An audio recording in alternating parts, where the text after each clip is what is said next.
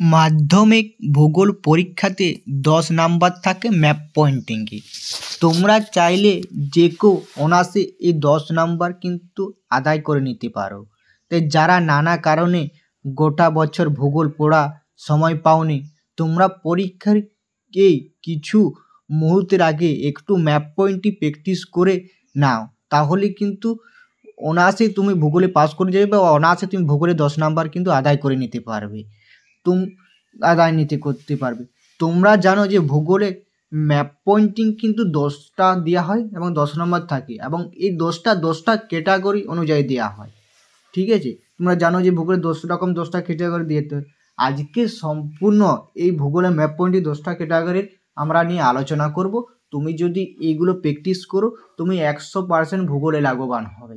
ঠিক আছে, তোমরা পরীক্ষা দিয়ে এসে বলবে যে কমন পেয়েছিলে কি পাও না। তাই তোমরা অবশ্যই এই ভিডিওটা একদম প্রথম থেকে শেষ পর্যন্ত দেখো, ম্যাপ পয়েন্টে একবার শেষ মুহূর্তে চোখ বুলিয়ে যাও। আমরা 10টা ক্যাটাগরিতেই কিন্তু তুলে ধরা হয়েছে। ঠিক আছে, তাই তোমরা অবশ্যই বলবো এগুলো একটু করে দেখে নাও। দেখতে পাচ্ছ ভূগোলের ম্যাপ পয়েন্টিং। প্রথমে দেখে নেবে পর্বত এবং সিংহ। এই পর্বত এবং সিংহ থেকে যেগুলো আসবে সেইগুলো হচ্ছে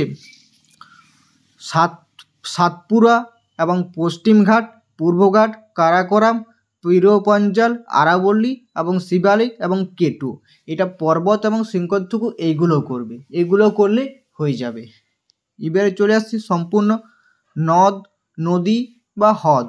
এই নদী এবং হ্রদ থেকে যেগুলো তোমরা চিহ্নিত করবে সেগুলো হচ্ছে লুহি, গোদাবরী, সুবর্ণরেখা, ব্রহ্মপুত্র, কৃষ্ণা, নর্দমা, চিল্কা, সম্বর হ্রদ, মালাবার উপকূল ও করমণ্ডল উপকূল।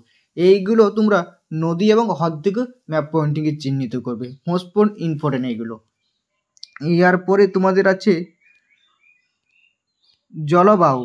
এই জলবায়ুটুকু যেগুলো ইম্পর্টেন্ট সেগুলো হচ্ছে ভারত বছরে দুবার বৃষ্টিপাতযুক্ত অঞ্চল, ভারতের শুষ্ক অঞ্চল, পশ্চিম উপকূল ভারতের বৃষ্টিপাত কেন্দ্র, ভারতের আর্দ্রতা অঞ্চল, ভারতের প্রথম মৌসুমী বৃষ্টিপাত অঞ্চল। এই জলবায়ু থেকে এইগুলো তোমরা চিহ্নিত করবে। দুবার এমনিভাবে কিন্তু তোমরা দিতে পারে যে বছরে দুবার বৃষ্টিপাতযুক্ত অঞ্চলটি ভারতের ম্যাপ পয়েন্টটিকে চিহ্নিত করো, এবং ভারত দুবার বৃষ্টিপাতযুক্ত অঞ্চল কোনখানে হয়, কারাকোরাম না আরাবল্লী, সেই জায়গাটাকে ভারতের ম্যাপ পয়েন্টিং যে থাকে সেই জায়গায় কিন্তু এটাকে চিহ্নিত করতে হবে। ঠিক আছে, এবার করে ভারতে যেমন শুষ্ক অঞ্চল এইভাবে। এবারে চলে আসছি সম্পূর্ণ মৃত্তিকা। এই মৃত্তিকার থেকে যেগুলো তোমরা করবে, ভারতের লেটেরাইট মৃত্তিকা অঞ্চল। ভারতের লেটেরাইট মৃত্তিকা অঞ্চল একটি লোহিত মৃত্তিকা অঞ্চল, লবণাক্ত মৃত্তিকা অঞ্চল, মৃত্তিকা গবেষণা অঞ্চল, পলি মৃত্তিকা অঞ্চল। মৃত্তিকার থেকে এগুলো তোমরা ভারতের ম্যাপ পয়েন্টটিকে চিহ্নিত করবে। এইভাবে তোমাদের কিন্তু কোশ্চেনটা আসতে পারে যে ভারতের লেটেরাইট মৃত্তিকা অঞ্চলটিকে চিহ্নিত করো। এইভাবে তোমরা দাগ নাম্বার দিয়ে খুব সুন্দরভাবে ভারতের ম্যাপ পয়েন্টিং করবে। এগুলো যেগুলো বলে দিচ্ছি এগুলো একদম মোস্ট ইম্পর্টেন্ট, একদম টেস্ট পেপার, একদম অভিজ্ঞ স্যারেদের যে প্রত্যেক বছরে সাজেশন তুলে ধরছে, এগুলো কিন্তু সেখান থেকে করে দেওয়া হয়েছে, তারা কিন্তু তুলে ধরা হয়েছে এই সাজেশনগুলো ম্যাপ পয়েন্টিং। তুমি তো অনায়াসেই কিন্তু এগুলো প্র্যাকটিস করে 10 নাম্বার কিন্তু এক চোখ মুজে পেয়ে যাবে। সারা বছর না পড়লেও এই ম্যাপ পয়েন্টিংটা তোমরা কিন্তু অতি সব দুর্বল, মধ্যম মানের সব রকম স্টুডেন্টরাই কিন্তু করতে পারবে। তাই তোমরা বললাম। এরপরে চলে যাচ্ছি অরণ্য। এই অরণ্য গবেষণা অঞ্চলটুকু যেগুলো করবে তোমরা, ভারতের কেন্দ্রীয় অরণ্য গবেষণা, ভারতের একটি কেন্দ্রীয় অরণ্য গবেষণা অঞ্চল চিহ্নিত করে এরকম দিবে। একটি মেঘলেট অরণ্য অঞ্চল, মেরু উদ্ভিদ অঞ্চল, শুষ্ক পূর্ণমোচী উদ্ভিদ অঞ্চল। এইগুলো তোমরা অরণ্য গবেষণার থেকে যেগুলো করবে এইগুলো। ভারতের একটি কেন্দ্রীয় গবেষণা করবে একটি পশ্চিমঘাট অরণ্য অঞ্চল, মেরু উদ্ভিদ অঞ্চল, শুষ্ক পূর্ণমোচী উদ্ভিদ অঞ্চল এইগুলো। এবার পরে তোমাদের যেগুলো করবে বন্দর এবং জনসংখ্যা।